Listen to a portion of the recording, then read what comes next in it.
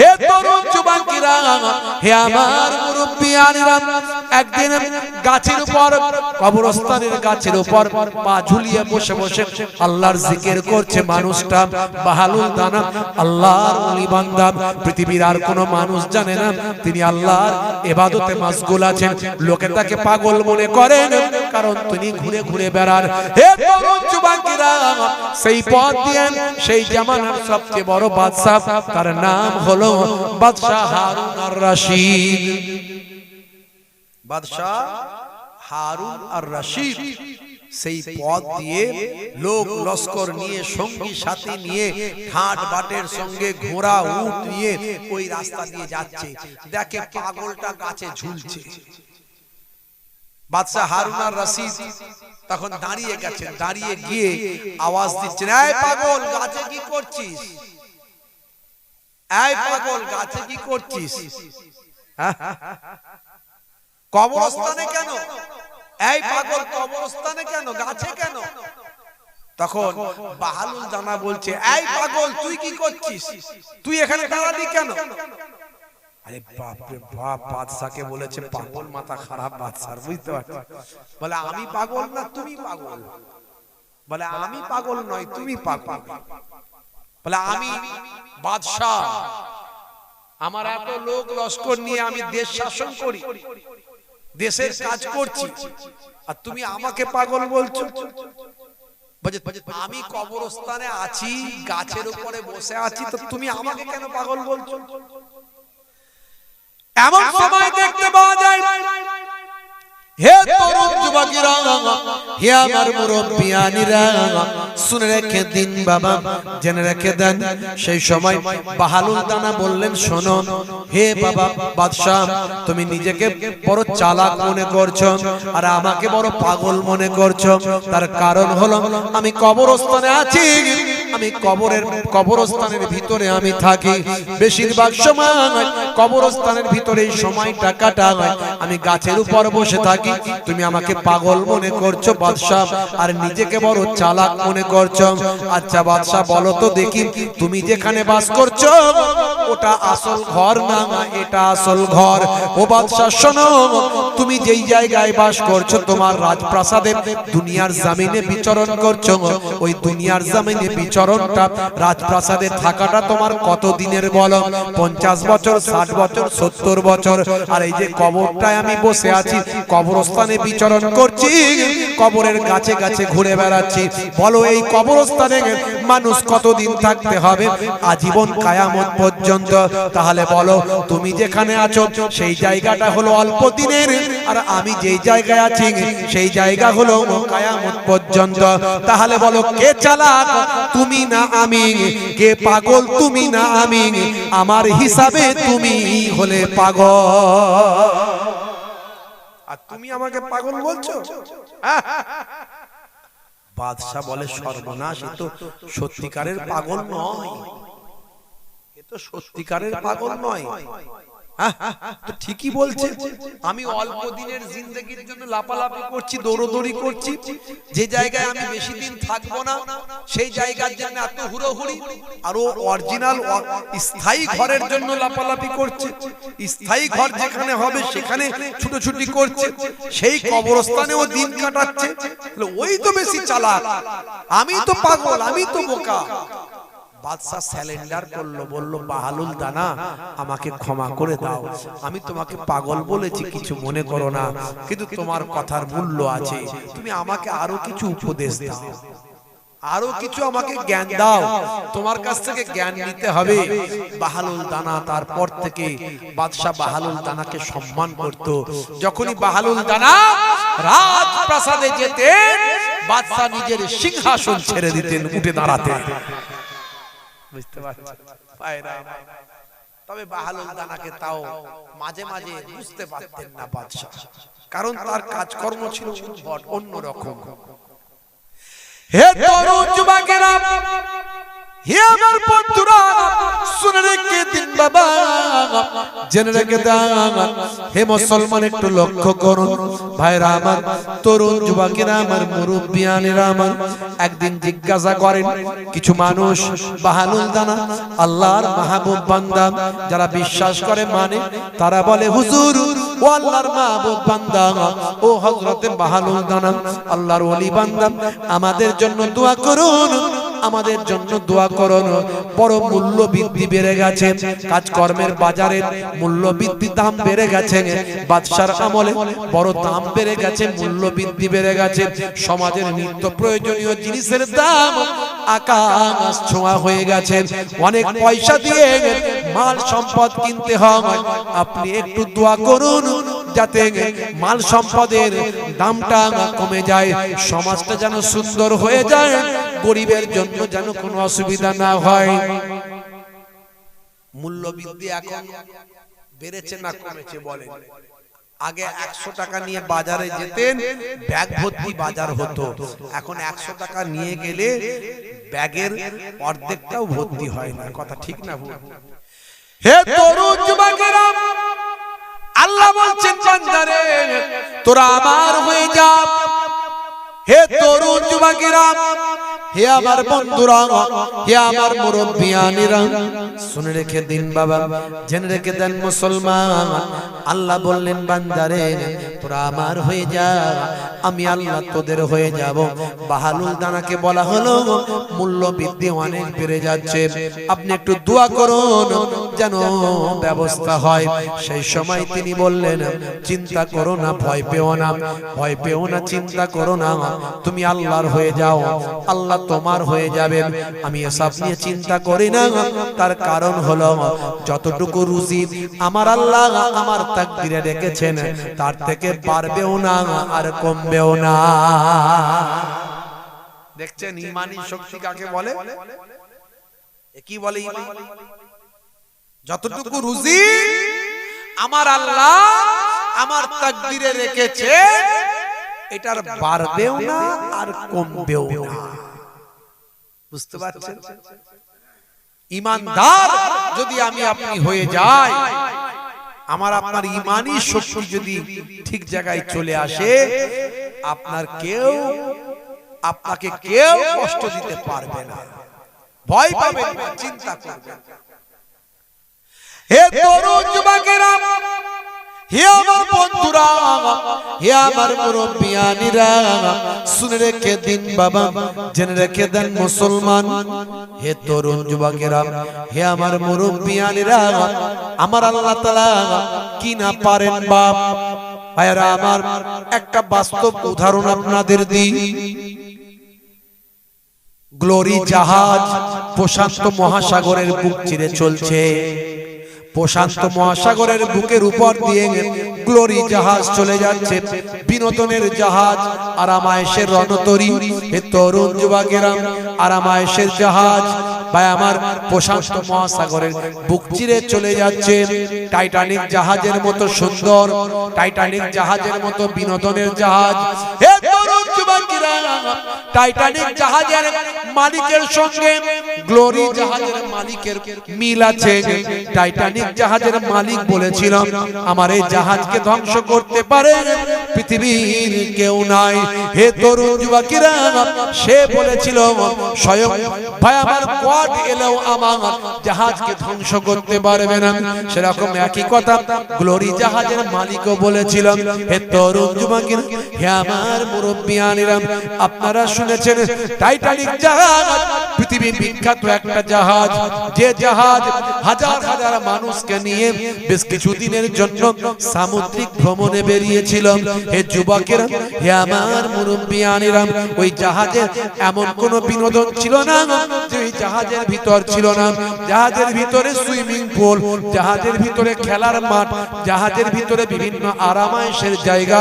হে তরুণ যুবকেরা, বিশাল বড় জাহাজ, জাহাজের মালিকের অহংকার আল্লাহর দরবারে বরদাস্ত হলো না। হে তরুণ যুবকেরা, সমুদ্রের ভিতরে বরফের পাহাড়ে ধ্বংস ধাক্কা মেরে টাইটানিক জাহাজ চূর্ণ বিচূর্ণ হয়ে যায়, সব মারা গেল। টাইটানিক জাহাজ ধ্বংস হয়ে গেল, সমুদ্রের তলায় আজও পড়ে আছে। পৃথিবীর ধনী ধনী লোকেরা সাবমেরিন করে টাইটানিক জাহাজ দেখতে যায়। পৃথিবীর ভাই আমার সমুদ্রের তলায় শত শত ফিট নিচে ধ্বংসাবশেষ পড়ে আছে, জং খেয়ে গেছে, শ্যাওলা পড়ে গেছে, বিভিন্ন ভাই আমার মাছেরা সেখানে চলাফেরা করছে। সেই জায়গায় পৃথিবীর ধনী ধনী মানুষেরা সাবমেরিন করে সেই জায়গায় গিয়ে টাইটানিক জাহাজটা কেমন দেখে আসে। বুঝতে পারছেন? ফাসিরু ফিল আরদ ফানজুরু কাইফা কানা আকিবাতুল মুকাজ্জিবিন। তোমরা সৈর করো, ভ্রমণ করো, পৃথিবীটা ঘুরে ঘুরে দেখো, আর ওই সমস্ত জালেমদেরকে মহান আল্লাহ কেমন ভাবে ধ্বংস করেছে লক্ষ্য করো।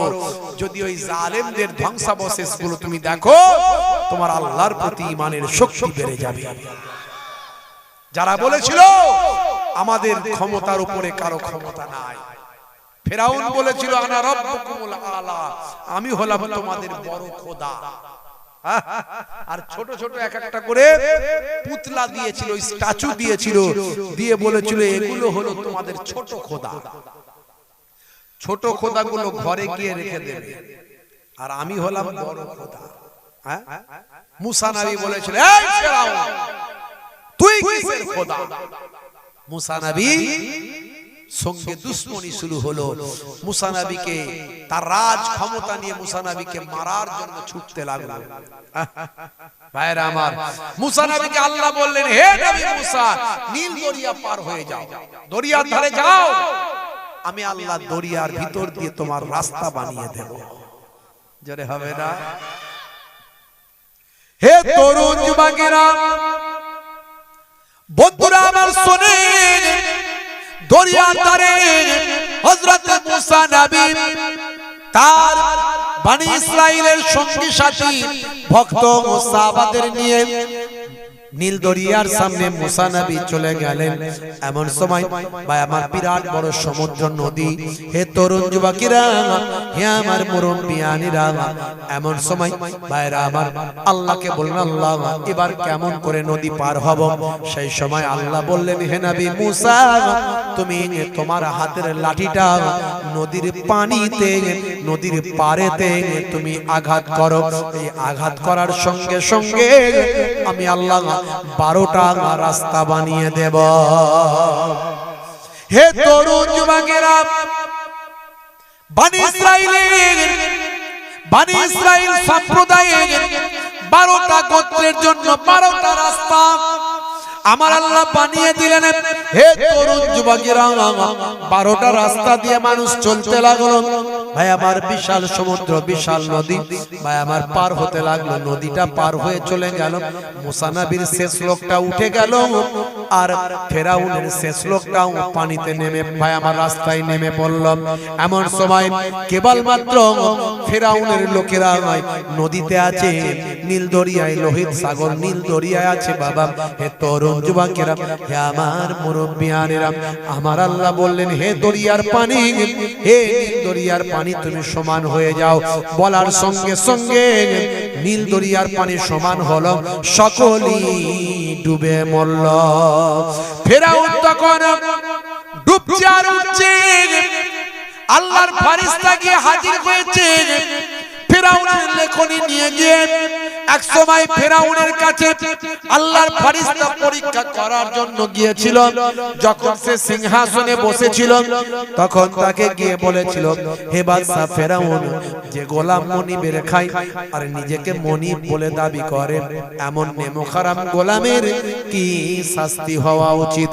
ফেরাউন বলেছিল এমন নেমোখারাম গোলামকে পানিতে ডুবিয়ে মারা উচিত। লিখে দিন একটুখানি। তৎকালীন যুগের লেখনী পদ্ধতিতে ফেরাউন লিখে দিল, ফেরেশতা মানুষের সূরাতে সেই লেখাকে সংরক্ষণ করল। আজ যখন সে ডুবে যাচ্ছে তাকে সেই লেখাটা দেখানো হচ্ছে, দেখো। তখন সে লেখাটা দেখে মাথা খারাপ, এ তো আমারই লেখা, তার মানে আমাকে ডুবিয়ে মারা হচ্ছে। সে সময় ফেরাউন বলেছিল আমি এখন মুসার আল্লাহর নামের কালেমা পড়তে চাই। ফেরেশতা বলল না না, হবে না, হবে না।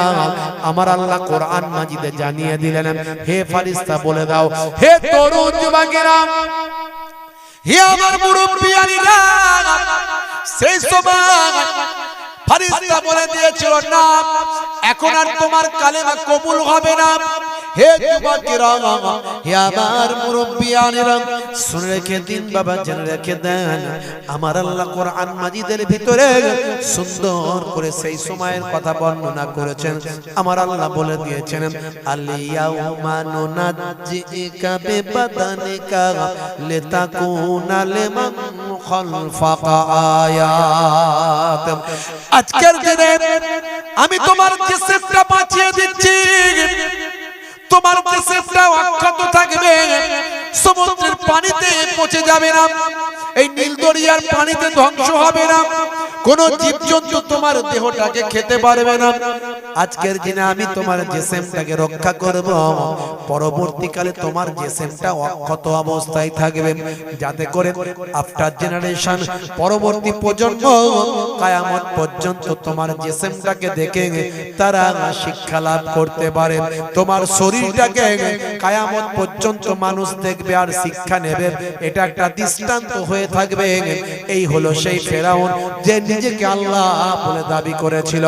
আজও মিশরের কায়রোর বিখ্যাত জাদুঘরে ফেরাউনের ডেড বডিটা, মুসা নবীর জামানায় যে ফেরাউন ডুবে মরেছিল, তার দেহটা অক্ষত অবস্থায় রাখা আছে। ফেরাউনের সব লোক মরে গেল, মুসা নবী পারে দাঁড়িয়ে দাঁড়িয়ে অপেক্ষা করছে, বেটারা সব মরছে তো নাকি, বড় বড় জালেম, এরা না মরলে আমাদের মেরে ফেলবে, বড় জালেম। মুসা নবী অপেক্ষা করছে, দেখছে একজন মানুষ, তার নাম সামেরি, সে টুকটুক করে উঠে আসছে, বুঝতে পারছেন, সে টুকটুক করে উঠে আসছে। আর মুসা নবী বলে, আল্লাহ এ কি হলো, সবাই মরে গেল, বড় ফেরাউনটাও মরে গেল, ছোট ফেরাউনটা কেন বেঁচে উঠলো? মুসা নবী আল্লাহকে বলছে, আল্লাহ বড় ফেরাউন মরে গেল, ছোট ফেরাউন কেন বেঁচে গেল? আল্লাহ বললেন, হে নবী মুসা, এই ছোট ফেরাউনকে আমি আল্লাহ বাঁচিয়েছি, একেও আমি মেরে ফেলবো, মেরে দেব ঠিক করেছিলাম, কিন্তু একে যে আমি বাঁচিয়ে দিলাম, সেই বাঁচানোর কারণটা হলো তোমারই কারণে। তার কারণ হলো, হে নবী মুসা, সে তোমাকে মানতো না, আমি আল্লাহকে মানতো না, সেও ফেরাউনের লোক ছিল, কিন্তু ফেরাউনের লোক হলেও সে তোমার নকলটা করেছিল, তোমার মতো পোশাক পরেছিল, তোমাকে কষ্ট দেওয়ার জন্য তোমার নকল করত, তোমার মতো পোশাক, তোমার মতো মুখে দাড়ি, তোমার মতো জুব্বা, তোমার মতো হাতে আসা লাঠি, তোমার মতো পাগড়ি, লোকের মাঝখানে গিয়ে বলতো, দেখ দেখ আমি মুসা সেজেছি, এইভাবে তোমাকে কষ্ট দিত। সে ছোট ফেরাউন, এটা ঠিক, কিন্তু আজকে আমি তাকেও মেরে ফেলতাম, সেও মারা যেত, কিন্তু আমি তাকে বাঁচিয়ে দিলাম। তোমার নকল করা মানুষটাকে আমি আর মারতে পারলাম না, তোমার নকল করেছিল বলে আমি বাঁচিয়ে দিয়েছি। ভাবুন তো দেখি, একটা বেদিন, একটা জালেম, সে মুসা নবীর নকল করতে বলে বেঁচে গেল, আর আমরা ইমানদার নবীর উম্মত, আমরা যদি আমার নবীর নকল করি, আমরা কি জাহান্নামে মনে হচ্ছে ধ্বংস হয়ে যাব না? আমার আল্লাহ আমাদের বাঁচিয়ে জান্নাত দিয়ে দেবে, নিশ্চয় জান্নাত দেবে, ভয় পাওয়ার কোনো কারণ নাই। নবীর নকলটা করুন, নবী যে সুন্নতের কথা বলেছেন সেটা মানুন। হে তরুণ যুবকেরা, হে আমার বন্ধুরা, হে আমার মুরব্বিয়ানিরা, হে যুবকেরা, আজ থেকে প্রতিজ্ঞা করুন, আমরা নবীর শিষ্য হব, আমরা শাহরুখ খানের নকল করা বাদ দেব।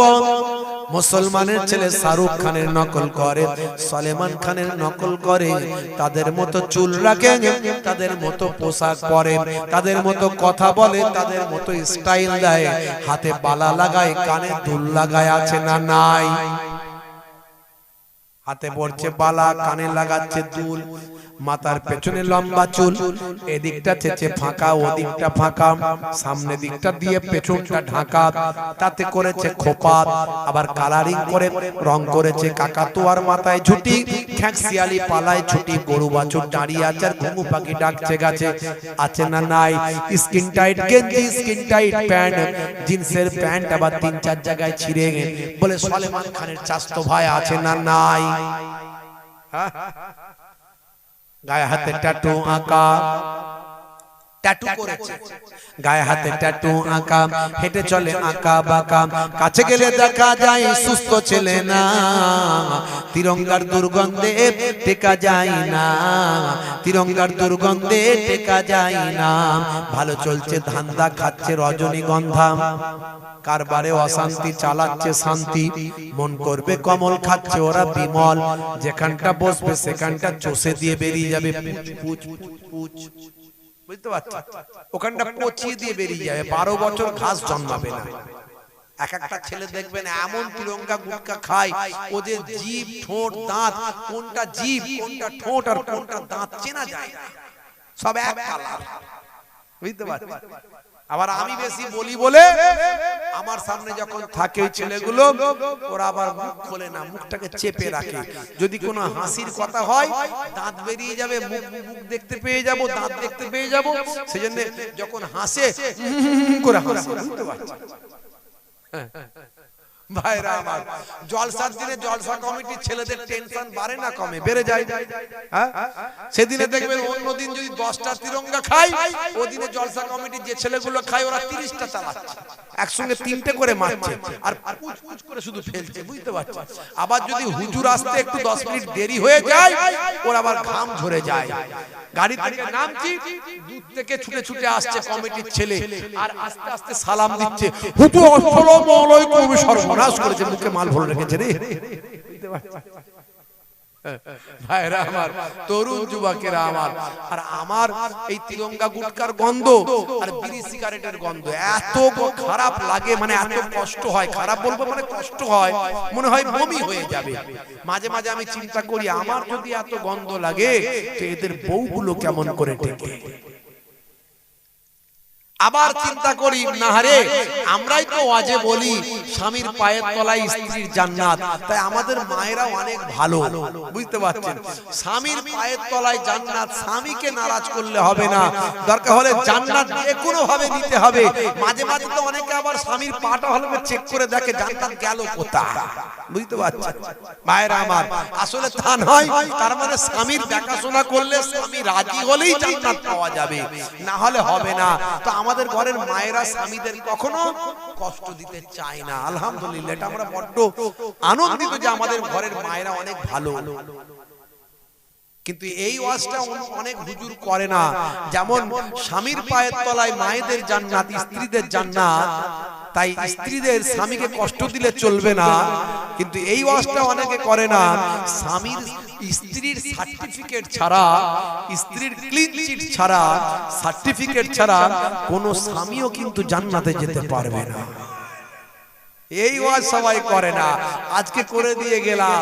মনে রাখবেন, অনেকে মনে করে ও বউকে যা ইচ্ছা তাই মনে করলেই হলো, স্বামীর পায়ের তলায় জান্নাত। আর আমাদের ঘরের মায়েরা মনে করি বাবা আমাদের কোনো সম্মানই নাই নাকি? হ্যাঁ, ইসলামে কারো সম্মান নষ্ট করা হয়নি, ইসলাম মানলে সবাই ঠিকঠাক সম্মান দেওয়া হয়েছে।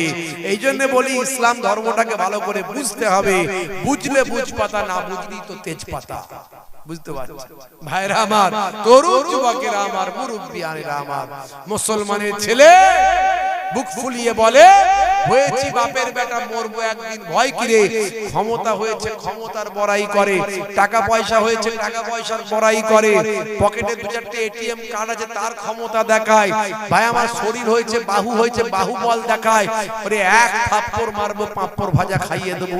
বাপ রে বাপ, মুসলমানের ছেলে মিছিলের আগে তিরিং তিরিং করে লাফাচ্ছে, দে ডান্ডা করে দেবো ঠান্ডা, দে ডান্ডা করে দেবো ঠান্ডা। 35 কেজি ওজন, তিরিং তিরিং করে লাপাচ্ছে, বুঝতে পারছেন? গায়ে গোশ নাই, গোবরে চর্বি, ঠেলে দিলে উল্টে পড়ে যাবে। নাম রেখেছে হিম্মত আলী, বুঝতে পারছেন? চোখে দেখতে পাই না, নাম রেখেছে নজর আলী। গায়ের পাশে দাঁড়ানো যায় না, এত দুর্গন্ধ, নাম রেখেছে আতর আলী। যেমন হওয়া দরকার ছিল মুসলমান, আমরা হতে পারি না, তাই আমাদের এত বিপদ। কথা ঠিক না ভুল? সব জায়গায় আমরা বিপদে পড়ছি। আজ মুসলমানের সম্মান আছে ভাই, বলেন তো? সম্মান নাই। কেন? সম্মান এত ছিল, কোথায় গেল? মুসলমানকে দেখলে সবাই স্যালুট করত, মুসলমানকে দেখলে কেউ অন্যায় করতে ভয় পেত। আরে বাপ রে বাপ, একটা মুসলিম ভাই আছে, ইমানদার লোক আছে, আমি অন্যায় করলে ধরে ফেলবে গাপ করে। হ্যাঁ, সেই অন্যায় তো মুসলমানই এখন অনেক করছে। কি করে আপনি বলবেন? আপনি নিজেই অন্যায় করছেন, তো আপনি কি করে লোককে ধরবেন? আপনি নিজে সুদের কারবার করছেন, আপনি নিজেই ঘুষের কারবার করছেন, আপনি নিজেই ভাই আমার জেনা ব্যভিচারে লিপ্ত, আপনি নিজেই তাস খেলেন, জুয়া খেলেন, আপনি নিজেই সারাক্ষণ শুধু ফ্রি ফায়ার আর পাবজি চালান, আপনি নিজেই মুখ থেকে ভাষা খারাপ করছেন, গালাগালি করছেন, অশ্লীল কথা বলছেন, আপনি নিজেই বাপকে মারছেন, মাকে মারছেন, বাপের নামে মায়ের নামে মামলা করছেন, আপনি নিজেই পাড়া প্রতিবেশীর সঙ্গে খারাপ আচরণ করছেন। তো আপনাকে দেখে লোকে আর কি ভয় পাবে? হ্যাঁ, আপনাকে লোকে দেখে কি সম্মান করবে, কি স্যালুট দেবে? সাহাবায়ে কেরামদের জীবনীগুলো পড়ে দেখুন না, তারা যেখানে যেতেন লোকে তাদের সম্মান করত, স্যালুট করত, কারণ তাদের আচরণ থেকে একটাও কারো ভুল ধরার ক্ষমতা ছিল না। তাদের মানুষ অটোমেটিক সম্মান করত। আজ থেকে প্রতিজ্ঞা করুন, একদিকে যেমন নামাজ রোজা হজ যাকাত গুলো ঠিকঠাক করব, তেমন আরেকদিকে নবীওয়ালা সুন্নতে নিজেদের জীবনটা গড়ব। জোরে বলুন সুবহানাল্লাহ। আর আমার আল্লাহর গায়েবী মাদাদ আপনার উপর থাকবে। জোরে বলুন। হে তরুণ যুবকেরা, হে আমার বন্ধুরা, শুনে রেখে দিন বাবা, জেনে রেখে দেন। হে মুসলমান, একটু লক্ষ্য করুন। হে যুবকেরা, গ্লোরি জাহাজ প্রশান্ত মহাসাগরের উপর দিয়ে বুক চিতিয়ে চলে যাচ্ছে, নীল সমুদ্রের উপর দিয়ে যাচ্ছে। তার জাহাজের মালিক গর্ব করে বলছে, আমার জাহাজকে ডুবিয়ে দিতে পারে পৃথিবীর বুকে এমন কারো শক্তি নাই। আমার যে টেকনোলজি দিয়ে জাহাজ তৈরি করা হয়েছে, যে বৈজ্ঞানিক পদ্ধতিতে জাহাজ তৈরি করা হয়েছে, এই জাহাজের উপর জাহাজকে ধ্বংস করতে পারে এমন কারো ক্ষমতা নাই। হে তরুণ যুবকেরা, ওই জাহাজের ভিতরে একতলা, দুতলা, তিনতলা, সাততলা, ভাই আমার জাহাজের ভিতরে সব রকম বিনোদনের ব্যবস্থা, খেলার মাঠ থেকে সুইমিং পুল, ভাই আমার রেস্তোরাঁ থেকে সবকিছু, ভাই আমার বার থেকে এমন কোন জায়গা নাই। খালি মদের ফোয়ারা সেখানে উঠছে, ফুর্তি আনন্দের মধ্যে মানুষ মত্ত আছে, গান বাজনা, নৃত্য, নাচ গান সেখানে চলছে। হে তরুণ যুবকেরা, ধর্ম কর্ম করার জন্য, ইবাদত তপস্যা করার জন্য জাহাজের ভিতরে কোনো ঘর নাই। হিন্দুদের জন্য মন্দির নাই, খ্রিস্টানদের জন্য গির্জা নাই, মুসলমানদের জন্য কোনো মসজিদ ঘর নাই। হে তরুণ যুবকেরা, জাহাজটা শুধু মাসের পর মাস চলবে, সেখানে শুধু মানুষ বিনোদন করবে, ধর্ম কর্ম করে না। মায়া মায়া আমার তরুণ যুবকেরা, আমার জাহাজের মালিক যিনি, তিনি হলেন একজন নাস্তিক। তিনি একজন নাস্তিক মানুষ। ওই জাহাজে শত শত ক্রু, মানে যারা কাজের লোক, যারা হেল্পার, শত শত মানুষ, মেল ফিমেল, সেবক সেবিকা, তার মধ্যে একজন পরিষ্কার পরিচ্ছন্ন করত, ক্রুর কাজ করত, ভাই আমার সুইপারের কাজ করত একজন মুসলিম যুবক। বাড়ি হলো ইন্দোনেশিয়া, তার নাম হলো রিজওয়ান।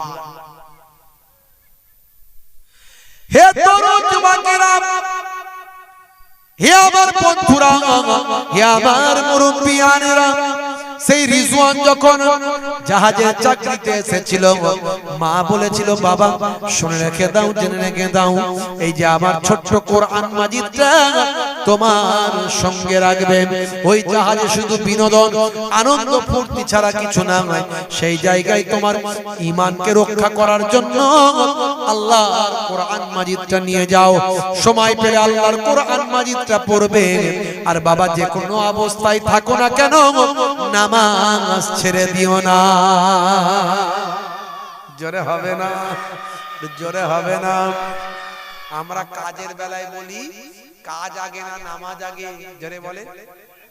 এই দেখেন আপনারা সবাই বলেন ভাই, ঠিক করে বলবেন, কাজ আগে না নামাজ আগে?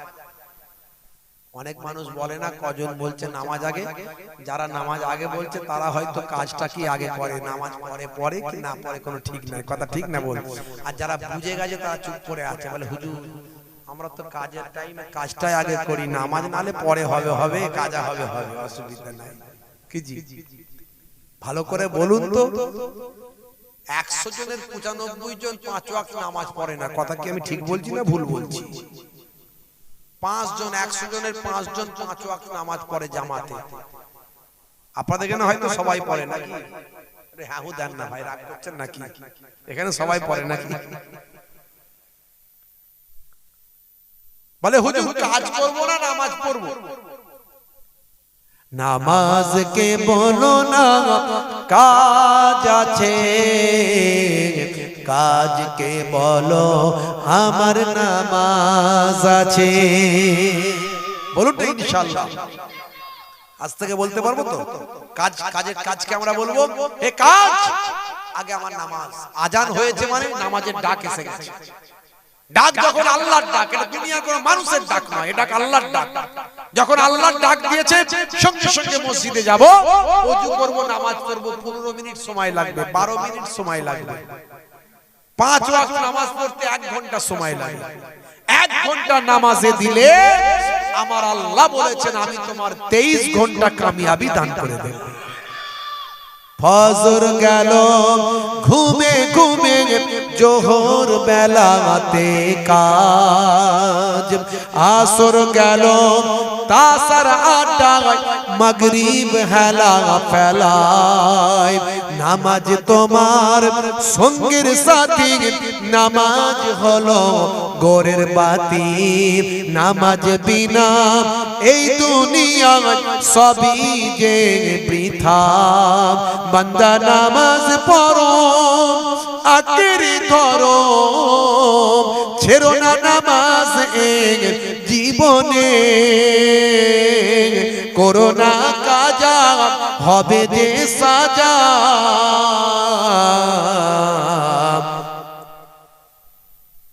নামাজ পড়লে সাজা হবে না, কাজা না করলে আল্লাহ সাজা দেবে।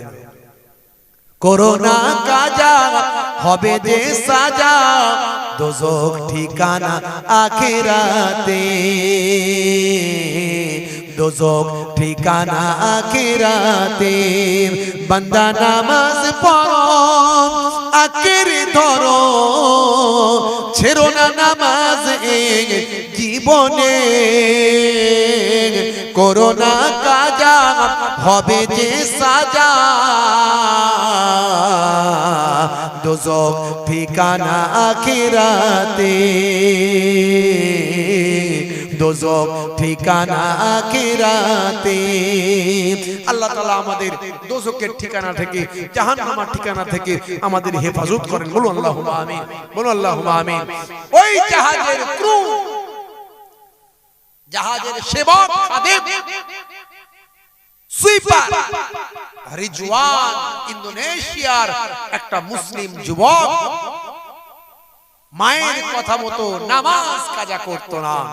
ঠিক টাইম ধরে ধরে, ঘড়ির টাইম ধরে ধরে, জাহাজের ভিতরে তো কোনো নামাজের ঘর নাই, তাই ইঞ্জিনের ঘরে গিয়ে ছোট্ট একটা নামাজ পাটি বিছিয়ে রিজওয়ান একা একা নামাজটা আদা করতো, আল্লাহকে সিজদা করতো আর দোয়া চাইতো, আল্লাহ নামাজের ওসিলায় আর তোমার সঙ্গে আমি কথা বলি, তোমার কোরআন পড়ি।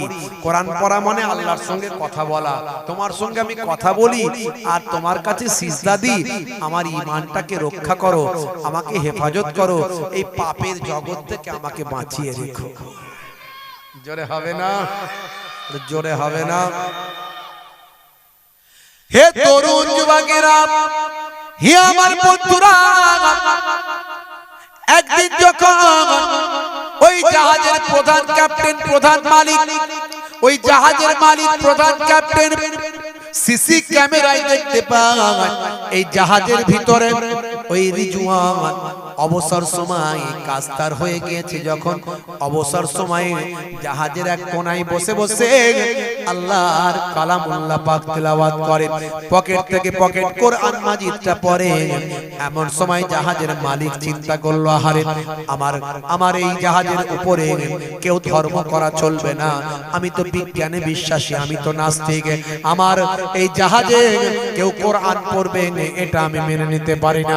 সেই সময় রিজওয়ানকে ডাকা হলো, জাহাজের প্রধান ক্যাপ্টেন মালিক বলে দিল, হে রিজওয়ান শোনো, আমার জাহাজে ধর্মের কোনো জায়গা নাই, আমার জাহাজে নামাজ পড়া তোমার চলবে না, আমার জাহাজে কোরআন পড়া তোমার চলবে না, আমি বিজ্ঞানে নির্ভরশীল। এই যে আমার এত বিশাল জাহাজ দেখছো, যা টেকনোলজি লাগানো হয়েছে, যা বৈজ্ঞানিক প্রযুক্তি ব্যবহার হয়েছে, পৃথিবীর কোনো শক্তি না আমার জাহাজকে ধ্বংস করতে পারে, এই গ্লোরি জাহাজকে ধ্বংস করবে পৃথিবীর কারো শক্তি নাই। হে রিজওয়ান, আজ থেকে আমি যেন না দেখি তুমি কোরআন পড়ছো, নামাজ পড়ছো। রিজওয়ান তখন বলেছিল, শোনো, সব দিতে পারবো, কিন্তু আল্লাহর নির্দেশনা আমার ইবাদত ছাড়তে পারবো না। জোরে হবে না, আরে জোরে হবে না। হে তরুণ যুবকেরা, বন্ধুরা আমার শোনে, এমন সময় রিজওয়ান নারাজ হয়ে চলে গেল। ভাই আমার মালিক রেগে গেল, আমি এগুলো বরদাস্ত করব না বললাম। রিজওয়ান কিন্তু তার কথায় কান দিল না। ভাইরা আমার, রিজওয়ান আবার আরেকদিন ভাইরা আমার ইঞ্জিনের ধারে এক কোণাতে নামাজের মুসাল্লাটা বিছিয়ে, নামাজের পাটিটা বিছিয়ে নামাজটা পড়ছে। সিসি ক্যামেরায় মালিক দেখতে পেয়েছে। বাবা ভাই আমার নামাজটা পড়ে নিয়ে রিজওয়ান বসে বসে ভাই আমার আল্লাহর কালামুল্লাহ পাক তেলাওয়াত করছে। রিজওয়ানের সামনে গিয়ে হাজির মালিক এবার স্বয়ং নিজে গিয়ে আল্লাহর কালামুল্লাহ পাকটা হাত থেকে কেড়ে নিয়েছে। রিজওয়ানকে বলে, রিজওয়ান এখনই তোমাকে দেখাচ্ছি মজা। রিজওয়ান বলল, শোনো, আমি আপনার কোনো কাজের ক্ষতি করিনি, আমি আপনার কাজটা ঠিক টাইমে করে দিই, জাহাজের কাজ দায়িত্ব পালন করি, অবসর সময় আমি আল্লাহর সঙ্গে কথা বলি, আল্লাহর ইবাদতটা করি। মহান আল্লাহ তো সবকিছু দিয়েছেন আমাকে, সবকিছু নিয়ামত মহান আল্লাহ দিয়েছেন আমাকে, তিনি সৃষ্টি করেছেন, পৃথিবীর সব কায়নাতের সব তিনি সৃষ্টি করেছেন, সেই মহান স্রষ্টার ইবাদত করা আমার জন্য নৈতিক দায়িত্ব। এমন সময় জাহাজের মালিক রাগান্বিত হলো, আল্লাহর কোরআন মাজিদটা নিয়ে ছুঁড়ে সমুদ্রের পানিতে ফেলে দিল। বলল, রিজওয়ান তোমার খোদা যদি থাকে, এই তোমার কোরআনকে পানি থেকে বাঁচিয়ে নি। হে তরুণ যুবকেরা, বন্ধুরা আমার শোনেন, এমন সময় দেখা যায় রিজওয়ান ঝরঝর করে কাঁদতে লাগলো। এ তুমি কি সর্বনাশ করলেন, এ তুমি কি ধ্বংস করে ফেললেন, এ তুমি এত বড় অন্যায় কাজ করলেন।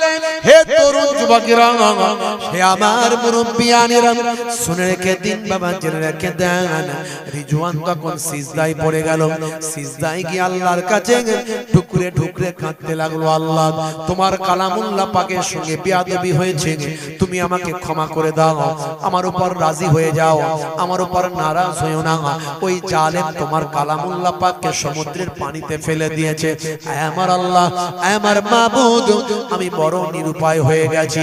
আমার আল্লাহ, এখন তোমার হাতে সবকিছু ছেড়ে দিলাম। হে যুবকেরা, বলার সঙ্গে সঙ্গে সমুদ্রের উপরে বিশাল একটা ঘূর্ণিঝড় শুরু হলো। এই ঘূর্ণিঝড় কোথায় ছিল কেউ জানে না। হে তরুণ যুবকেরা, সমুদ্রের ভিতরে, সমুদ্রের উপরে এমন একটা ঘূর্ণিঝড়, সেই ঘূর্ণিঝড়ে জাহাজ ঘুরতে লাগলো। জাহাজের নেটওয়ার্ক সব চেন কেটে গেল, জাহাজের সমস্ত নেটওয়ার্ক ছিন্ন বিচ্ছিন্ন হয়ে গেল। কম্পাস গোল হয়ে ঘুরতে লাগলো, জাহাজ গোল হয়ে ঘুরতে লাগলো। জাহাজ এখনই ডুবে যাবে, তলিয়ে যাবে। ভাই আমার, ভয়ঙ্কর পরিস্থিতি শুরু হলো। জাহাজের ভিতরে যারা বিনোদনে মত্ত ছিল, সবাই আহাজারি করে চিৎকার করে কাঁদতে শুরু করলো। কয়েকশো ক্রু, কয়েকশো জাহাজের সেবক সেবিকা, ভাই আমার 20-50 জন 20-30 জন ক্যাপ্টেন, তারা অবাক হয়ে গেল, তারা হই হই করে তারা পেরেশান হয়ে গেল। হে তরুণ যুবকেরা, জাহাজের মালিক প্রধান ক্যাপ্টেনের কাছে ড্রাইভার ফোন করলাম, স্যার জাহাজ আর রাখতে পারছি না, আর জাহাজ চলছে না, সব নেটওয়ার্ক ছিন্ন বিচ্ছিন্ন হয়ে গেছে। হুজুর স্যার এখনই জাহাজ হয়তো ডুবে যাবে, কম্পাস গোল হয়ে ঘুরছে, সব রাস্তা ছিন্ন বিচ্ছিন্ন হয়েছে, আমরা এখনই হয়তো ডুবে যাব। হে তরুণ যুবকেরা, জাহাজের মালিক প্রধান ক্যাপ্টেন থাকতে না পেরে তার তিনি বুঝতে পারলেন আমি মহান স্রষ্টার সঙ্গে অন্যায় কাজ করেছি। রিজওয়ানের কাছে ছুটতে লাগলো। রিজওয়ান তখন সিজদায় পড়ে আছে। রিজওয়ানের কাছে গিয়ে হাঁটু গেড়ে বসে গিয়ে, রিজওয়ান মাথা তোলো, মাথা তোলো, তুমি ক্ষমা করে দাও, মহান স্রষ্টার কাছে একটু প্রার্থনা করো যাতে করে শান্ত হয়, পরিবেশটা ঠান্ডা হয়, এ অন্যায় আর কখনো করব না। হে তরুণ যুবকেরা, বন্ধুরা আমার শোনেন, গ্লোরি জাহাজের ভিতরে চরম পরিস্থিতি তৈরি হলো। রিজওয়ান মাথা তুলল, আল্লাহর দরবারে হাত দুখানা তুলে ইস্তেগফার করলো, আল্লাহ তুমি ক্ষমা করে দাও, এই জালেমরা বোঝে না তাই অন্যায় করেছে, তুমি এদের ক্ষমা করে দাও, আমি তোমার দরবারে চোখ ভরা পানি নিয়ে দোয়া চাই। এমন সময় রিজওয়ান আল্লাহর দরবারে ইস্তেগফার করছেন, কাঁদছেন, ক্ষমা চাইছেন, মাপ চাইছেন। সেই সময় রিজওয়ানের সঙ্গে প্রধান ক্যাপ্টেন তার অজান্তে তিনিও হাতখানা তুলে দিয়েছেন। হে তরুণ যুবকেরা, কয়েকশো ক্রু, কয়েকশো সেবক সেবিকা রিজওয়ানের সামনে এসে তারাও হাত তুলে কাঁদছে। আল্লাহর দরবারে রিজওয়ানের দোয়াটা কবুল হলো। আস্তে আস্তে সমুদ্রের পানি আবার শান্ত ও ঠান্ডা হয়ে যায়। এই ঘটনা কয়েকশো মানুষ রিজওয়ানের হাতে হাত দিয়ে কালেমা পড়ে বিশ্বনবীর শিষ্য হয়ে রিজওয়ানের সঙ্গে জামাতে নামাজ আদা করতে থাকে। জোরে হবে না? বান্দা আল্লাহর হয়ে যাও, আল্লাহ তোমাদের হয়ে গেলে পৃথিবীর কোন শক্তি তোমাদের কিছু করতে পারবে না। কোন এসআইআরের ভয় নাই, কোন রকম কোন জালেমের ভয় নাই। হে তরুণ যুবকেরা, হে আমার বন্ধুরা, হে আমার মুরব্বিয়ানেরা, তবে মনে রাখবেন কোন কাজ তখনই সাকসেস হবে, কোন কাজ তখন সফল হয় যখন আল্লাহর মাদাদ তৈরি হয়। আল্লাহর সাহায্য ছাড়া কোন কাজ কখনো সম্ভব হয় না। হে তরুণ যুবকেরা, হে আমার মুরব্বিয়ানেরা, আল্লাহ বলছেন বান্দারে তোরা ভয় পাবি না, চিন্তা করবি না, লা তাখাফ ওয়ালা তাহজান ইন্নাল্লাহা মা'ানা, নিশ্চয় আমাদের সঙ্গে আমার আল্লাহ আছেন। আল্লাহকে রাজি করতে হবে, আল্লাহকে খুশি করতে হবে, আল্লাহ আমার আল্লাহর নির্দেশনাকে পালন করতে হবে। এর জন্য কিতাবে বলা হয়েছে মাল্লাহুল মাওলা ফালাহুল কুল, বান্দা যখন আল্লাহর হয়ে যায় কুল মাখলুকাত তার গোলাম হয়ে যায়। মান কানা লিল্লাহি কানা আল্লাহু লাহু, যে বান্দা আল্লাহর হয়ে যায় স্বয়ং আল্লাহ তার হয়ে যায়। হে তরুণ যুবকেরা, হে আমার বন্ধুরা, শুনে রেখে দিন বাবা, জেনে রেখে দেন, আজ থেকে প্রতিজ্ঞা করুন আমরা আল্লাহর হয়ে যাব। ভাইরা আমার, তরুণ যুবকেরা আমার, মুরব্বিয়ানেরা আমার আল্লাহ বলছেন ইন্নাল্লাযীনা আমানু ওয়া আমিলুস সালিহাত কানাত লাহুম জান্নাতুল ফিরদাউসি নুজুলা। ওই সমস্ত বান্দা বান্দীরা যারা ঈমানটা এনেছে, সেই মতো আমলটা করেছে, হে তরুণ যুবকেরা, হে আমার মুরব্বিয়ানেরা, ওই সমস্ত আমার বান্দা বান্দীদের জন্য আমি আল্লাহ ঘোষণা করি আমার দয়ার জান্নাত, জান্নাতুল ফিরদাউস দান করে দিলাম। আল্লাহ বলছেন বান্দা তোমরা ঈমানদার হয়ে যাও, তোমরা ঈমানদার হয়ে যাও, আমলওয়ালা হয়ে যাও, তোমাদেরকে আমি জান্নাত দিয়ে দেব। ভয় পেও না, চিন্তা করো না, তোমরা আমার হয়ে যাবে, আমি আল্লাহ তোমাদের হয়ে যাব। হে তরুণ যুবকেরা,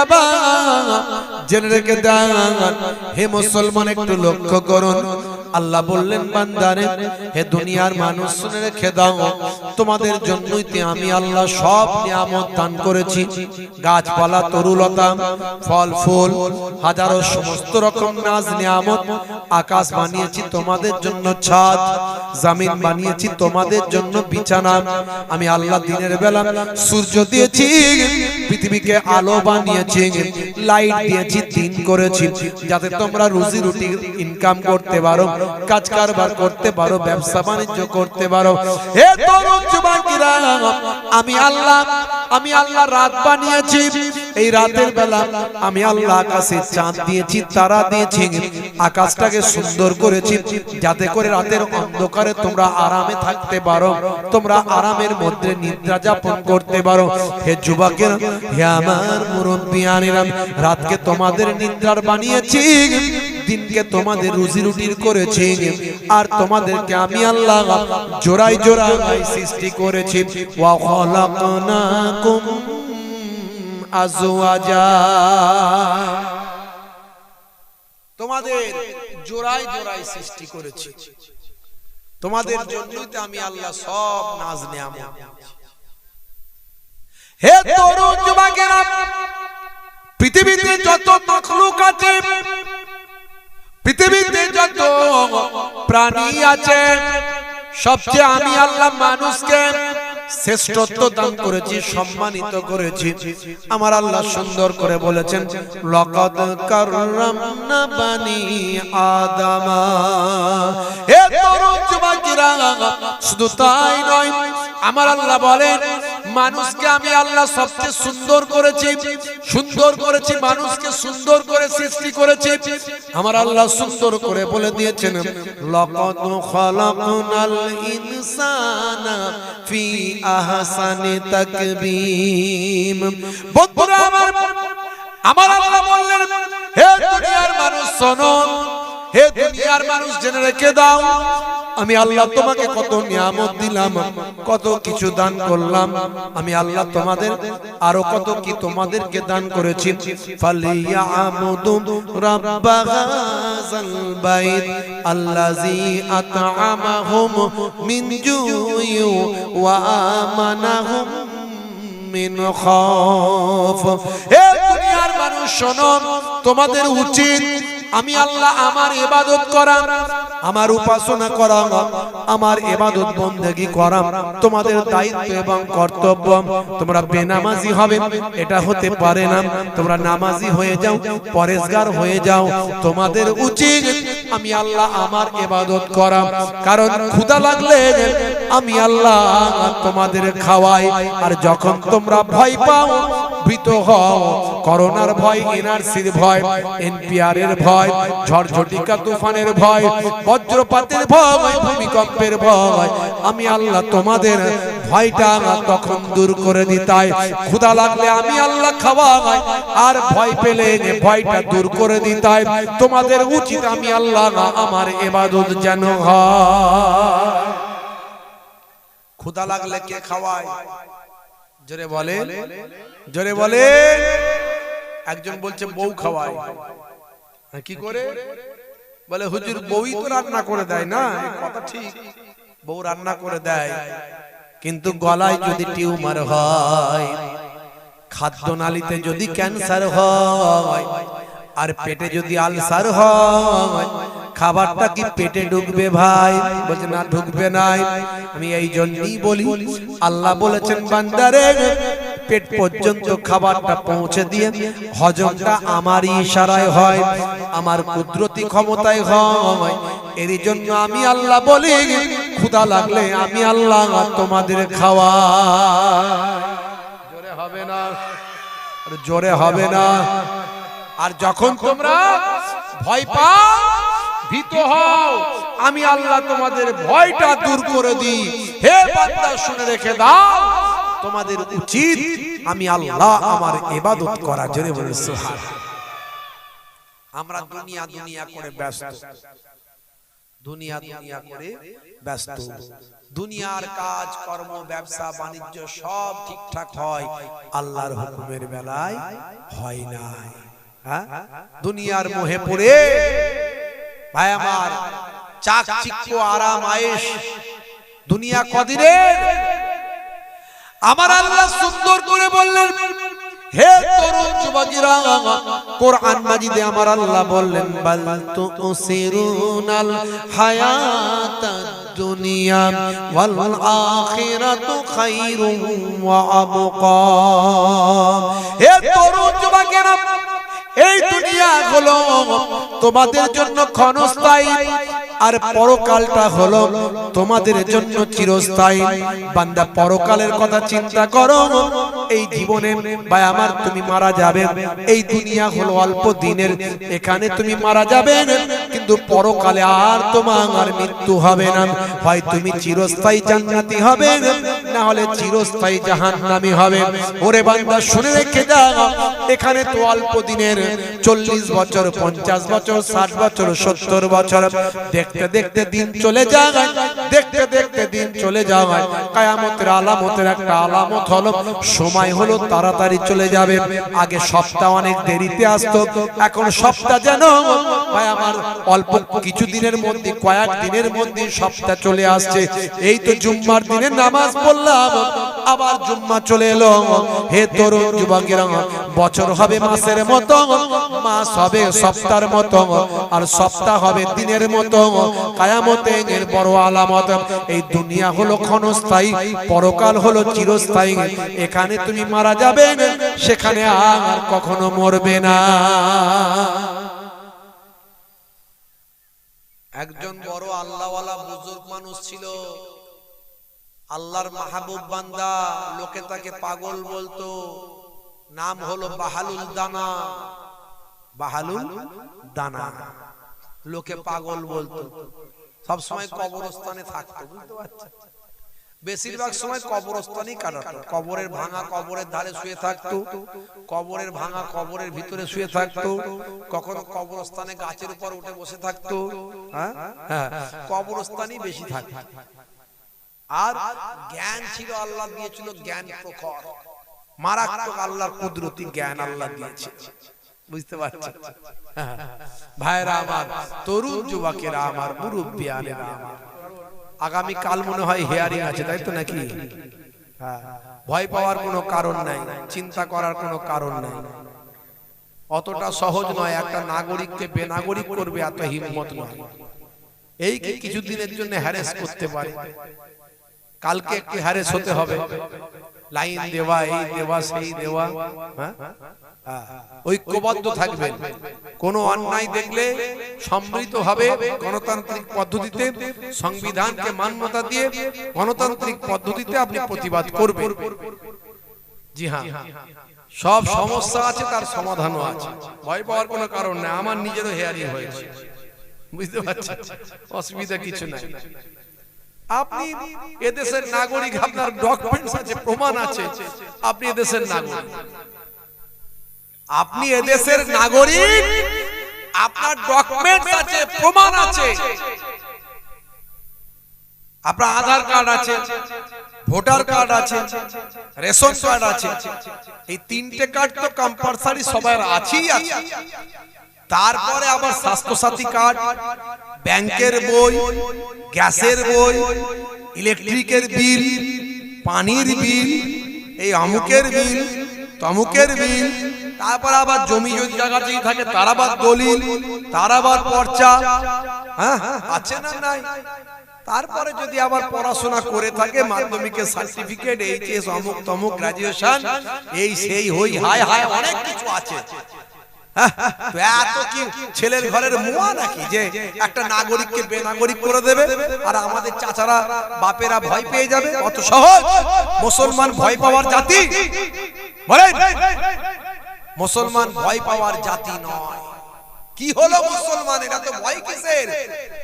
যাদের ঈমানি শক্তি কমে যায় তারা ভয় পায়। মুসলমান কোনোদিন ভয় পায় না। মুসলমান জানে মরলে শহীদ হব, বাঁচলে গাজী হব, এই হলো আমাদের ঈমানি শক্তি। আপনারা দেখেছেন নেপালে এই কয়েকদিন আগে নেপালে একটা মসজিদে উগ্রবাদীরা, উগ্রপন্থীরা তারা মসজিদে যেমন স্লোগান দিতে দিতে যায়, একটা ধর্মীয় স্লোগান দিতে দিতে আর ডিজে বাজিয়ে মসজিদে অ্যাটাক করার জন্য ঢোকার চেষ্টা করেছিল, মসজিদ ভাঙচুর করবে। আপনারা দেখেছেন ইন্টারনেটে ভাইরাল, একজন পা খোঁড়া ছেলে মুসলমানদের, একটা পা হ্যান্ডিক্যাপ, একটা পা নাই আর একটা পা আছে, মসজিদের ভিতরে কোনো কাজ করছিল, বুঝতে পারছেন, হাতে একটা বড় খেরো লাঠি নিয়েছে, নিয়ে আর দরজার সামনে দাঁড়িয়ে বলছে কে কার বাপের ক্ষমতা আছে এগিয়ে আয়, বলে লাঠিটা এমন চালাচ্ছে, এইরকম লাঠি চালাচ্ছে, ভিডিওতে দেখা যাচ্ছে। তার লাঠি চালানো দেখে ওরা আর কেউ সামনে আসতে পারলো না, বলে ঝামেলা করে দরকার নেই, চলে যা, বলে সব বেরিয়ে চলে গেল। জোরে হবে না? একটা খুঁড়া লোকের ক্ষমতা এত, এই হলো মুসলমান। মুসলমান একটা খুঁড়া লোকের যদি এত ক্ষমতা হয়, তাহলে দুটো পাওয়ালা লোকের কত ক্ষমতা বুঝতে পারছেন? এটা ঈমানি শক্তি। তারপর ভয় কিসের? কোনো ভয় নাই। আমার এত ডকুমেন্টস থাকার পরে যদি আমাকে বেনাগরিক বলে, তাহলে তোমাকে প্রমাণ দিতে হবে কোর্টে গিয়ে যে আমি কোন দেশের নাগরিক, সেই দেশের কিছু ডকুমেন্টস আমার নামে কি আছে দেখাও। পারবে দেখাতে? আমাকে যদি বলে বাংলাদেশের লোক, বাংলাদেশের ডকুমেন্টস দেখাও, গায়ের জোর ক্ষমতা। ভারতবর্ষের আইনকে আমরা সংবিধানকে আমরা স্যালুট করি, সুপ্রিম কোর্টকে আমরা স্যালুট করি। এখনো সুপ্রিম কোর্ট ভারতবর্ষের সংবিধান, ডক্টর বি.আর. আম্বেদকরের সংবিধান আজও ন্যায় বিচারের মানদণ্ড প্রতিষ্ঠা করে। আপনার ভয় নাই? বলে হ্যারেস হতে পারে, যে হ্যারেস করবে তার নামে মামলা করতে হবে, তাকেও কাঠগড়ায় তুলতে হবে, তাকেও ছোটাছুটি করাতে হবে। এত সহজ নয়, ছেড়ে কথা আমরা বলবো না। এর আগে ওয়াকফ নিয়ে এর আগে আমরা সুপ্রিম কোর্টে গিয়েছিলাম। জানেন আপনারা, আমাদের একটা সংগঠন আছে আলেম ওলামা বক্তা হুজুরদের নিয়ে, লেকচারার্স অ্যাসোসিয়েশন অফ বেঙ্গল। আমরা সেই সংগঠনের পক্ষ থেকে এর আগে আমাদের পৈতৃক সম্পত্তি, পূর্বপুরুষের রেখে যাওয়া সম্পত্তি, ওয়াকফের সম্পত্তি নিয়ে ভাই আমার জবরদখল হয়ে যাওয়ার সম্ভাবনা ছিল, তাই আমরা সুপ্রিম কোর্টে মামলা করেছিলাম। আমি নিজেও মামলা করেছিলাম, আমি নিজেও গিয়েছিলাম সুপ্রিম কোর্টে। আবার আপনাদের বলে দিয়ে যাচ্ছি, একজন যদি বৈধ নাগরিককে অবৈধ করা হয়, তার ডকুমেন্টস নিয়ে আবার আমি নিজে সুপ্রিম কোর্টে গিয়ে সংগঠনের পক্ষ থেকে আমরা আবার মামলা করব ইনশাআল্লাহ। অতএব ভয় পাওয়ার কোনো কারণ নাই, অতি সহজে আমরা ছেড়ে কথা বলবো না। এখনো সংবিধান জিন্দা হ্যাঁ, বুঝতে পারছেন? কিসের হিয়ারিং? নির্বাচন কমিশন সাথে আমরা বলি নির্যাতন কমিশন, কারণ যেটা আজকে হাজার হাজার মানুষকে জড়ো করে, বিশেষ করে একটা সংখ্যালঘু সম্প্রদায়ের মানুষকে একত্রিত করে বেশিরভাগই সংখ্যালঘু মানুষের উপর নির্যাতন করা হচ্ছে। যদি তোমার ডকুমেন্ট ভেরিফিকেশন করার দরকার ছিল, ডোর টু ডোর ঘরে ঘরে এসে তুমি ভেরিফিকেশন করে চলে যেতে পারতে, কোনো সমস্যা হতো না। একদিন, দুদিন, 5 দিন, 10 দিন সময় লাগতো, কিন্তু একসঙ্গে এত মানুষকে, অসুস্থ মানুষ, বৃদ্ধ মানুষ, বৃদ্ধা মানুষ, কেউ হসপিটালে পড়ে আছে, তাকে অ্যাম্বুলেন্সে করে তুলে নিয়ে আসছে, এর থেকে নির্যাতন আর কিছু হতে পারে না। এটা মানবতার চরম অন্যায় বলে আমরা মনে করি। যে সমস্যার সমাধান সহজে করা যেত, সেই সমস্যার সমাধান এভাবে করার কোনো মানে হলো না, কোনো মানে ছিল না এভাবে করা। ভাইরা আমার, তবে ভয় পাবেন না, এখন তারা করছে, এতে আমাদের সহযোগিতা করতে হবে। প্রত্যেকে দায়িত্ব নিয়ে আপনার ডকুমেন্টস গুলো শো করাবেন, অবশ্যই শো করাবেন। আপনারা উত্তেজিত হবেন না, কেউ অন্যায় করলে তার প্রতিবাদ নিশ্চয়ই করতে হবে। গণতান্ত্রিক পদ্ধতিতে একত্রিতভাবে সবাই মিলে প্রতিবাদ করবেন, তবে আইনকে কখনো কেউ হাতে তুলে নেবেন না, কারণ আইনই আমাদের অস্ত্র। আগামী দিন আমরা লড়াই করব, আমরা লিগ্যাল পথে আছি, আমরা ভুল পথে নাই। আমরা অন্য দেশের লোক নয়, আমরা রোহিঙ্গা নয়, আমরা বাংলাদেশি নই, আমরা পাকিস্তানি নই, আমরা এদেশের নাগরিক, আমরা বাই চান্স ইন্ডিয়ান নয়, আমরা বাই চয়েস ইন্ডিয়া। সেদিন সুযোগ ছিল আমাদের পাকিস্তানে চলে যাওয়ার, আমরা যাই নাই, আমরা দেশকে ভালোবেসেছি। যারা পাকিস্তানে চলে গেছে তাদের সঙ্গে আমরা বিরোধিতা করেছি। আমরা পাকিস্তানের পক্ষে ছিলাম না, আমরা আমাদের দেশের পক্ষে ছিলাম। আমরা জিন্নার পক্ষে ছিলাম না, আমরা গান্ধীর পক্ষে ছিলাম, আমরা নেহরুর পক্ষে ছিলাম, মাওলানা আবুল কালাম আজাদের পক্ষে ছিলাম। আমরা এই দেশকে ভালোবাসি। এই দেশের মাটিতে আমরা দিনে 5 বার করে চুম্বন করি। তাই আই লাভ মাই ইন্ডিয়া। এই দেশের জন্য আমাদের পূর্বপুরুষরা নিজেদের ঘাম রক্ত ঝরিয়েছে, আবার প্রয়োজন হলে আমরাও ঝরাতে পারি। তাই এই দেশ আমাদের দেশ। যারা আমাদের বিরুদ্ধে চক্রান্ত করে তারা বিদেশে চলে যাও, মুসলমান কোনোদিন অন্য দেশে যাবে না। এই দেশই থাকবে, এই দেশে লড়াই করবে, এই দেশে নিজেদের গণতন্ত্রকে প্রতিষ্ঠা করার জন্য নিজের জীবন উৎসর্গ করেও এই দেশেই থেকে থাকবে, এই দেশের মাটিতেই কবরে শুয়ে থাকবে। ভাইরা আমার, তরুণ যুবকেরা আমার, মুরব্বিয়ানেরা আমার, মহব্বতের সঙ্গে দরুদ শরীফ আল্লাহুম্মা।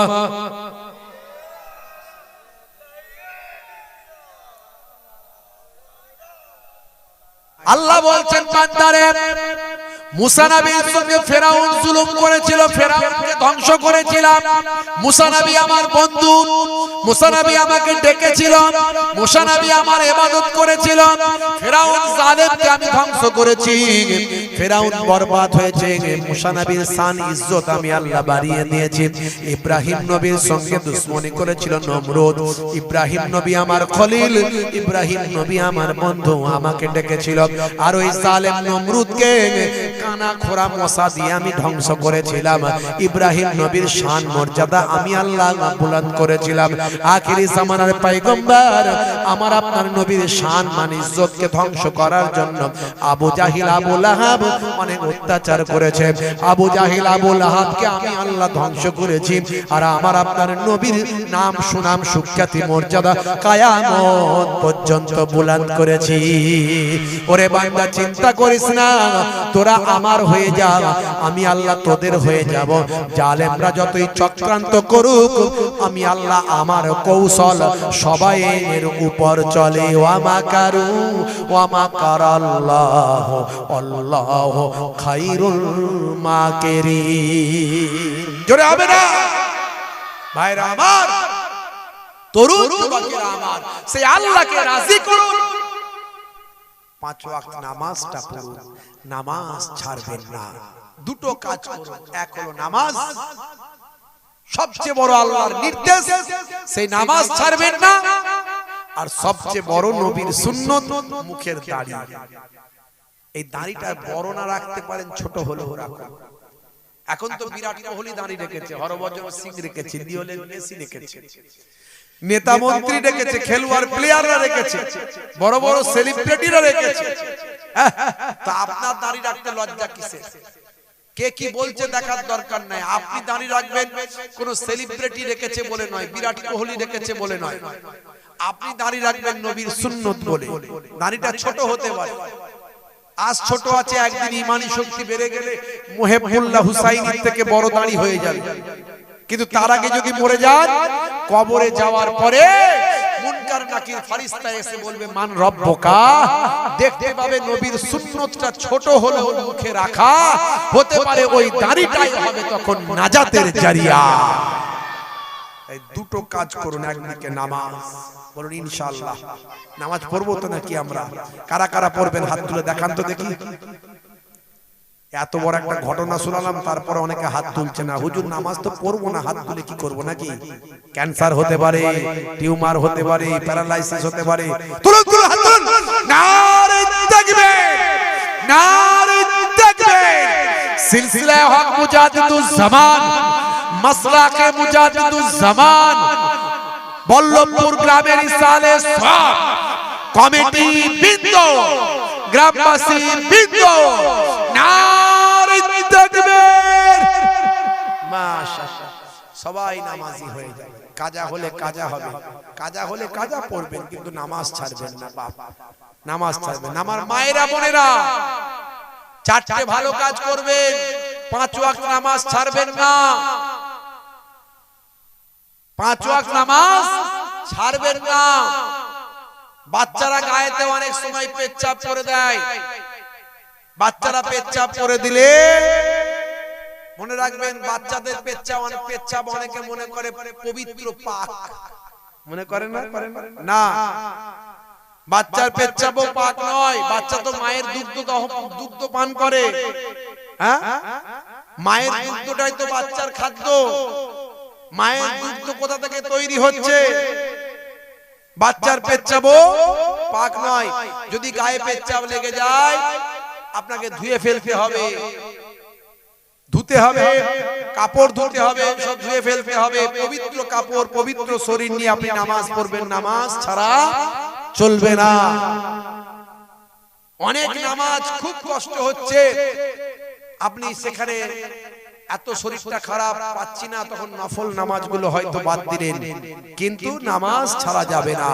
কাজা হয়ে গেছে, কাজা পড়বেন, কিন্তু নামাজ ছাড়া চলবে না। নামাজ ছেড়ে দিলে কেউ জান্নাতে যেতে পারবে না। বেনামাজির জন্য 14টা শাস্তি আমি এর আগে বলেছি, ইন্টারনেটে আছে, দেখবেন। ইন্টারনেটে কম বেশি প্রায় 30,000 বক্তব্য আছে, কিছু কম বেশি, বুঝতে পারছেন? আমি অনেক উদাহরণ সেখানে দিয়েছি। বাবাজি আমার, এই দুটো কাজ করলে আপনার 70 থেকে 80% অন্যায় অপরাধ পাপ আপনার কাছ থেকে সরে চলে যাবে। এই দুটো কাজ, এক হলো নামাজ, এক হলো দাড়ি।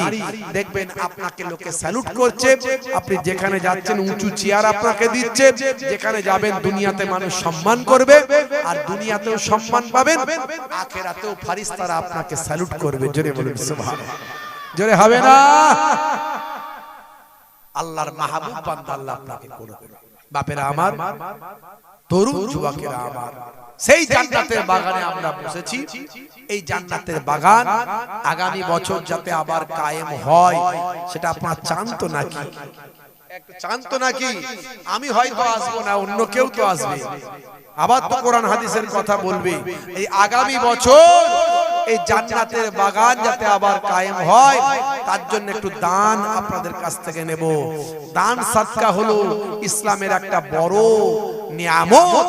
এই দান সাদকায় আপনার আমার তাকদীর পাল্টে যায়, দান সাদকায় শরীর সুস্থ হয়ে যায়, দান সাদকার কারণে মুরব্বীরা যারা কবরে চলে গেছে তাদের আল্লাহ মাগফিরাত দান করে দেয়। দান সাদকা নিয়ত করে করলে সন্তানের ব্রেন খুলে যায়, পড়াশোনায় উন্নতি হয়। দান সাদকার কারণে বিপদ মুসিবত দূর হয়ে যায়। ভাই আমার, as-সাদাকাতু রাদ্দে বালা, সাদাকা হলো, দান হলো, বিপদ মুসিবত দূর হয়ে যায়। আশ-শাকি ওয়া হাবিবুল্লাহ, দাতা হলো আল্লাহর বন্ধু, আল বাখিল ওয়া আদুবুল্লাহ, আর বখিল কৃপণ হলো আল্লাহর শত্রু। আল্লাহ কোরআন মাজিদে বলেছেন, এক দিলে আমি আল্লাহ তোমাকে 10 দেব। জোরে বলুন সুবহানাল্লাহ। মান জাআ বিল হাসানাতে ফালাহু আসরু আমসালিহা, এক দিলে আমি আল্লাহ তোমাকে 10 দেব। জোরে বলুন সুবহানাল্লাহ।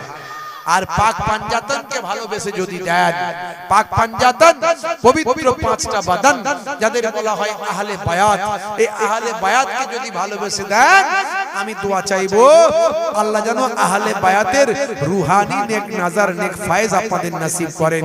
আহলে বায়াত কারা? আহলে বায়াত হলো 5 জন পাক পাঞ্জাতন, পবিত্র 5 জন আহলে বায়াত। ভাই আমার, আল্লাহর নবী, আল্লাহর নবীর কলিজার টুকরা কন্যা আম্মা জান ফাতেমাতুজ জোহরা রাদিয়াল্লাহু তাআলা আনহা, আল্লাহর নবীর জামাতা শেরে খোদা আলী মুর্তজা কারামাল্লাহু ওয়াজহু, আল্লাহর নবীর 2 জন নাতি নওয়াসায়ে রাসূল হযরত ইমাম হাসান, ইমাম হুসাইন রাদিয়াল্লাহু তাআলা আনহুমা, এই 5 জন হলেন পাক পাঞ্জাতন, পবিত্র 5টা বাদান আহলে বায়াত, পাক পাঞ্জাতন। এই পাক পাঞ্জাতনকে নবী ভালোবাসেন, আল্লাহও ভালোবাসেন। যে পাক পাঞ্জাতনের ইমাম হাসান হুসাইনের জন্য জান্নাতি খাবার দুনিয়াতে আল্লাহ পাঠিয়েছিলেন, জান্নাতি পোশাক আল্লাহ দুনিয়াতে পাঠিয়েছিলেন। ভাই আমার, যে পাক পাঞ্জাতনকে ভালোবেসে মুহাব্বত করে সাহাবায়ে কেরামরা আত্মহারা হতেন। কারবালা ময়দানে ইমাম হুসাইনের জন্য 71 জন যারা আরো ছিলেন, ভাই আমার যুবকরা, জওয়ানরা, পুরুষেরা, ইমাম হুসাইন বললেন, শোনো, এজিদের সঙ্গে লড়াই আমার, তোমাদের নয়। এজিদ মনে করে আমি যদি জিন্দা থাকি তাহলে তার রাজত্ব শেষ, তার রাজত্ব শেষ, তাই সে আমাকে মেরে ফেলতে চায়, তোমাদের নয়। তা আমার জন্য বাবা এই হাজার হাজার জালেমদের মাঝখানে কেন তোমরা নিজেদের জীবনটা দেবে বাবা? হ্যাঁ বাবা, তোমরা চলে যাও, তোমাদের সঙ্গে এজিদের কোনো শত্রুতা নাই, তোমাদের কেউ আঘাত করবে না, আমি রয়ে যাচ্ছি, তোমরা চলে যাও। কেন আমার জন্য নিজেদের জীবনটা দেবে বাবা বলো তো? তোমরা চলে যাও বাবা, তোমরা থেকো না। হ্যাঁ বুঝতে পারছি আমার চেহারা দেখে তোমরা হয়তো যেতে পারছো না, কি করে ছেড়ে যায়, একটা চক্ষু লজ্জা বলে ব্যাপার আছে। ঠিক আছে, আমি রাতের বেলা তাঁবুর লাইটটা বন্ধ করে দিচ্ছি। রাতের বেলা ইমাম হুসাইন হুজুর লাইটটা বন্ধ করে দিলেন যাতে করে তারা চলে যেতে পারে। ভাই আমার কিছু সময় পর যখন লাইটটা জ্বালালেন, দেখেন একজনও চলে যায়নি, যে যেখানে দাঁড়িয়েছিলেন বসেছিলেন সেখানেই আছে। হুজুর বললেন, কেন চলে যাওনি বাবা?